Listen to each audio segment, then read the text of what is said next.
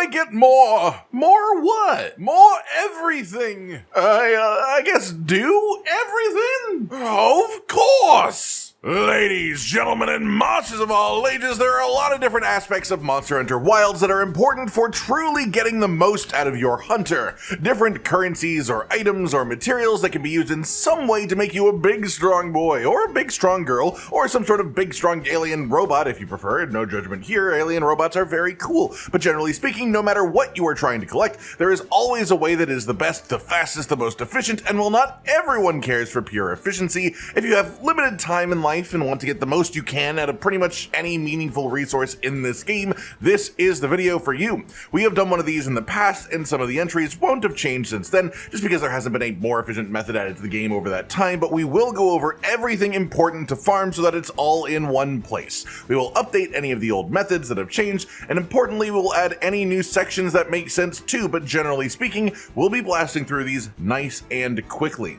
All that out of the way then, let's start with monster materials and parts, the literal drops that come off of monsters. Step 1 is eating a feast as your meal, either the raw invitation feasts on your map that pop up, or the feast that you can use in the Grand Hub. The Kanafa feast gives you bonus quest rewards at the end of a hunt, Azuz gives you up to 2 bonus carves on a monster, and this does also let you carve bonus times on things like tails too, if you sever them off, which is great for hunting for things like gems specifically, as a lot of monsters have gem drop chances from tail carves. Silled Meal gives you bonus rewards when capturing a monster, which is of course relevant if you like capturing, and then Suja Meal gives a chance for bonus part drop when destroying a wound. If you just want bonus parts in general, just make sure that you have any one of these feasts active, but try to tailor it to the activity that you are doing or the materials that you're after. Use the field guide to see what parts drop from what parts of the monster, from carves or from quest rewards or from wound popping, and use that to work out which of these different buffs is the most relevant to you in that moment. You can also use lucky vouchers, which you get from the daily login reward once per day, which increase quest rewards on completion as well. You could also use things like the part breaker skill, which makes it easier to break parts, and this is especially good if you are after specifically a monster's tail or something like that. But you have to keep in mind that when you start moving skills into your build for the sake of farming to increase the rewards, you are then slowing down the kill time because you'll be taking out offensive skills that would be there instead. So if what you are after is something that can just as easily be a quest reward or a carve at the end of a hunt, usually you're better off just speeding up your kill time with efficient hunting and good combat skills, rather than putting skills into your armor just for rewards. That said, as I mentioned, feast there, we should talk about how to get a more steady supply of meal vouchers in this game too.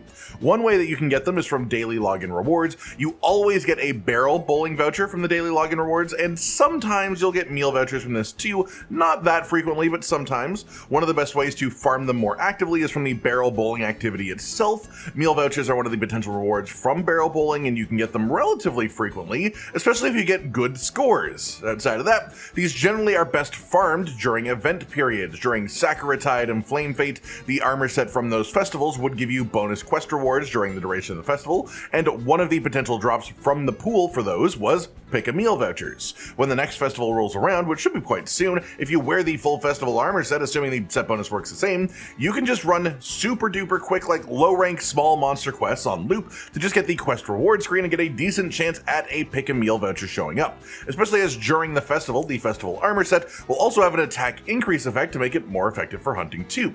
Aside from that specific overlap, the consistent way to farm meal vouchers is arena quests. There are 2 permanent arena quests currently, the Chatacabra and the Rathian, that have a pick a meal voucher as a potential reward. It's not guaranteed from finishing the quest, but a decently high chance, and you do have to get a good time on the quest too. Generally speaking, the Chatacabra is the faster and easier quest to run, just to mention that part as well.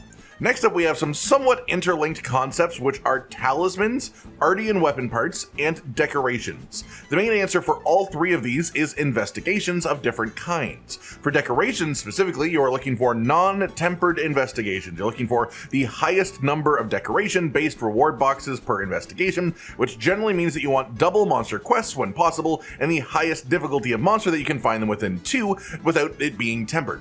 Tempered monsters are capable of rolling higher amounts of decoration per reward box, but so many of the reward boxes for tempered monsters are not decorations because they're things like Artian weapon parts, and so it's just not worth it if you only want decorations. Doing non-tempered is just a way better way to do that. In comparison, for Artian relic parts, your best farm source is 7 and 8 star tempered monster investigations. The 8-star versions of these quests will generally be more efficient if you have access to them, as 8-star tempered investigations can roll like double the amount of Artian parts per quest as a 7-star can, and they do not take twice as long to complete for the most part.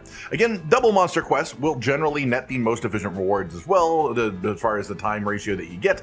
Then for Talisman specifically, you are looking at 9-star tempered investigations. We had a full video dedicated to this, one of a few days ago if you want the full details on it, but the short version is that for maximum RNG Talisman drops per time ratio, you want to do double monster 9-star investigations, where one of the targets is either seregios or lagiacrus. These are the two most manageable targets within this range that boost rewards for the whole quest, because there are a few 9-star monsters that specifically get enhanced rewards. Personally, I think the best version of any of these is 9-star seregios with 9-star Ray Dow as a pair in particular, but realistically any 9-star investigation double monster quest will be close in efficiency. Those are just the two prime best choices possible.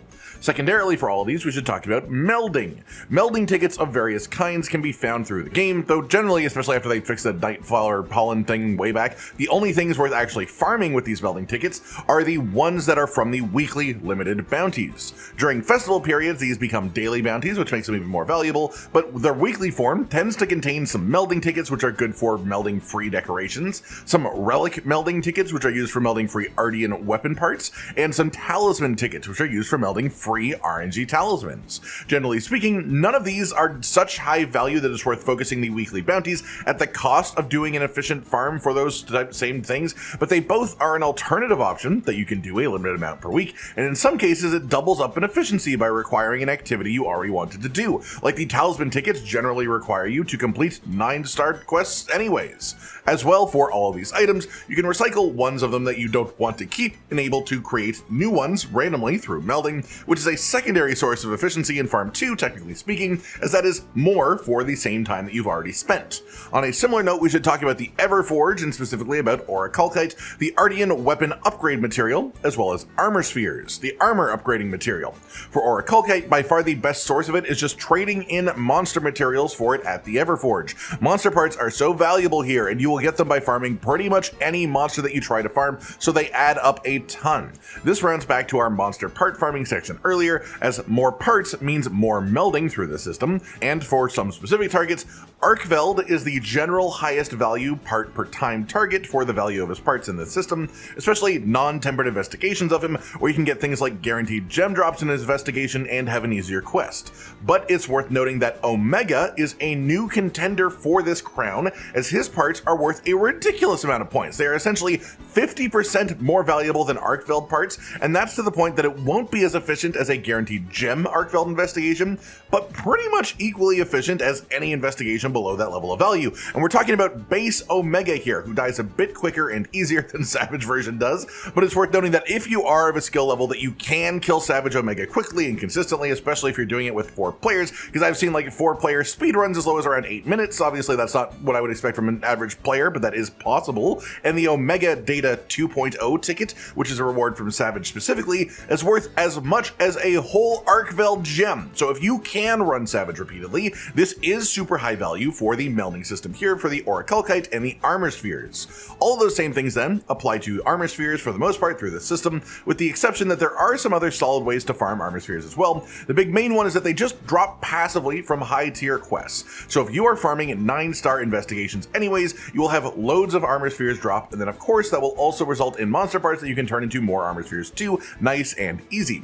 As well, sometimes there is an event quest in the rotation that is this Chadacabra quest here, which also rewards armor spheres at the end. If you can kill it quickly enough, the armor spheres it drops at the end, combined with the extra armor spheres you can create from the parts of the monster you get while killing it, can be quite a good reward. But it's not really that much more valuable than doing like an arkveld investigation, especially when you consider that arkveld actually has monster parts that are much more valuable to trade in at the Everforge.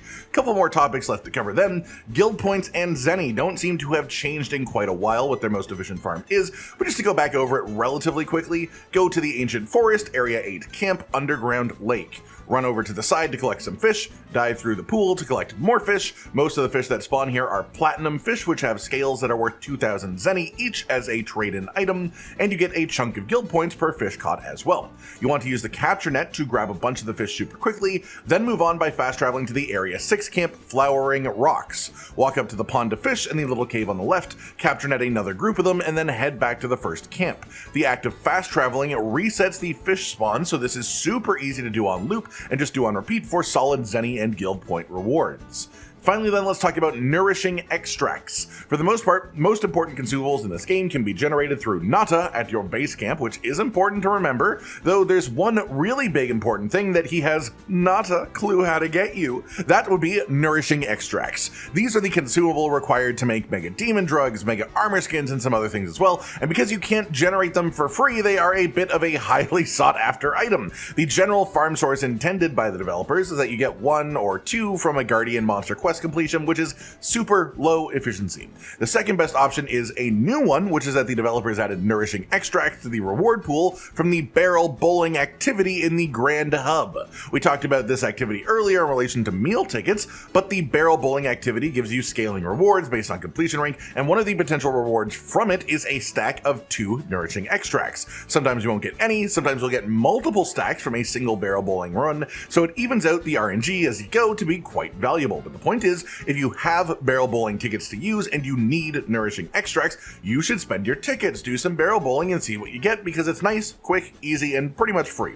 The main sort of farm source for these then is actually a specific quest. Nourishing Extract are a quest reward for all Guardian monsters, and this includes low rank as well, so the best way to abuse this is the Guardian Sacred Small Monster Slaying low rank quest. You can get through this easily in like a minute flat or less. You can get anywhere up to like 4 Nourishing Extracts from one completion, and then if you have lucky meal or lucky vouchers, you can even get extra rewards per completion as well. That just about does it for today then, everyone. The currently up-to-date best farming methods for pretty much everything that matters to farm in Monster Hunter Wilds as of Title Update 3. I hope you've all enjoyed this, and hopefully it helps you out in your future hunts. Like if you liked the video, subscribe to the notification bell for more, and most importantly, ladies and gentlemen, until next time, stay sweet. Josh, Cotton, and Hollow with the videos, dropping the humor like a hammer on your tippy toes, bringing entertainment on a daily arrangement to take our insanity and turn it into entertainment. Yes, I said entertainment twice, to reiterate that it is nice to look into your faces on a mostly daily basis when you let us in your homes to make the whole world a stage. Goodbye.